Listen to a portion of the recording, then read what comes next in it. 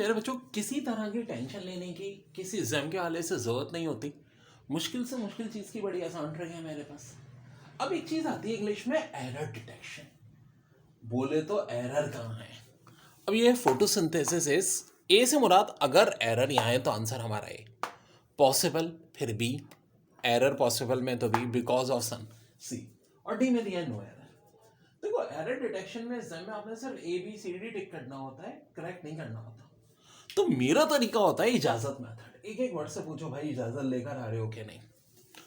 Photosynthesis एक subject है जी, बाद में हेल्पिंग वर्ब होना चाहिए इज, बिल्कुल है जी। पॉसिबल इट्स ओके, बिकॉज जाहिर है पॉसिबल के बाद बिकॉज बनता है, बिल्कुल बनता है। ऑफ, बिकॉज के बाद ऑफ ही आता है। अब कोई ना कोई एक क्या होना चाहिए भाई, एक नाउन होना चाहिए, आगे नाउन भी है। लेकिन लेकिन लेकिन एरर है। अब आप में से कौन है देखते हैं जो एरर पहचान पाए हैं। Photosynthesis is possible because of sun. क्या ये सेंटेंस सही है? तो देखो यहाँ एंड में दिया है सन, और जितने भी यूनिवर्सल ऑब्जेक्ट हैं उन सबसे पहले एक आर्टिकल आता है और वो आर्टिकल कहलाता है दी। तो देखो बाजार बहुत छोटा सा एरर होता है, आर्टिकल का एरर है। यहाँ क्या आना चाहिए था? दी। इसका आंसर होगा बिकॉज ऑफ द सन। बहुत अच्छा सेंटेंस है। He was not grateful for, ए से मुराद कोई भी ले लो, है मत, फॉर हेल्पिंग इस कॉज। अब देखो ही वॉज, ही आ गया, हेल्पिंग वर्ब आ गया, नॉट आ गया, चलें ठीक है, ग्रेटफुल हो सकता है बिल्कुल। आगे आ रहा है फॉर। तो ग्रेटफुल वो वर्ड है जिसके साथ कभी प्रीपोजिशन में फॉर नहीं आता, बल्कि ग्रेटफुल के साथ क्या आता है? टीओ टू आता है। तो यहाँ गलती है प्रीपोजिशन। यानी हमें क्या क्या बारीकियां देखनी है, ये एक एक चीज देखना। फोर कभी भी नहीं आता जी, ग्रेटफुल के बाद फोर नहीं, ग्रेटफुल के बाद हमेशा सिर्फ टू आना है, टीओ टू। ठीक है, एक बात क्लियर रखें कि जब आप मेरे पास आ रहे हैं तो मकसद सिर्फ ये नहीं होता कि आपका टेस्ट क्लियर कराना। भाई टेस्ट क्लियर करने के बाद क्या करेंगे? जिनको यूनिवर्सिटी में एडमिशन लेना है और आपके अंदर एबिलिटी डेवलप नहीं हुई तो आप पढ़ाई कैसे करेंगे? जिनको जॉब करनी है तो भाई जॉब के लिए भी एबिलिटी होनी चाहिए। तो एक एक चीज़ बहुत हम डेप्थ में जाके पढ़ रहे हैं। अब जैसे कि ये द 5 मेंबर कमेटी वर, अगर यहाँ कोई गलती है तो आंसर ये हो जाएगा।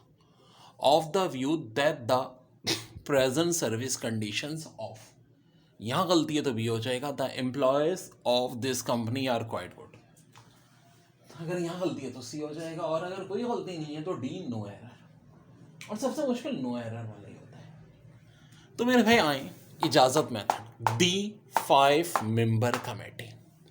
अब देखो वर, दी 5 मेंबर कमेटी वर, एक बात देखो, यहाँ 5 अगर मेंबर्स होता और आगे वर होता तो बिल्कुल परफेक्ट था।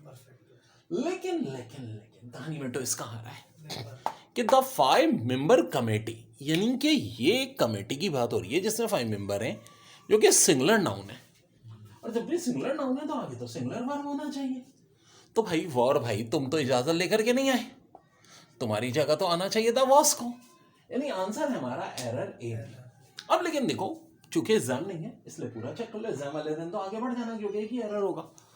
Of the view that the present, ठीक है जी, रीजन आ रहा है सर्विस कंडीशन। सर्विस कंडीशन एक नाउन है तो ऑफ के बाद फिर कोई नाउन होना चाहिए, ऑफ द एम्प्लॉयज, ठीक है जी।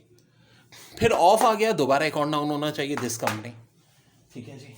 Are quite good, perfect. इसका मतलब है कोई गलती नहीं है। ये भी बड़ा है रूल है कि ऑफ से पहले ऑफ के बाद नाउन होता है।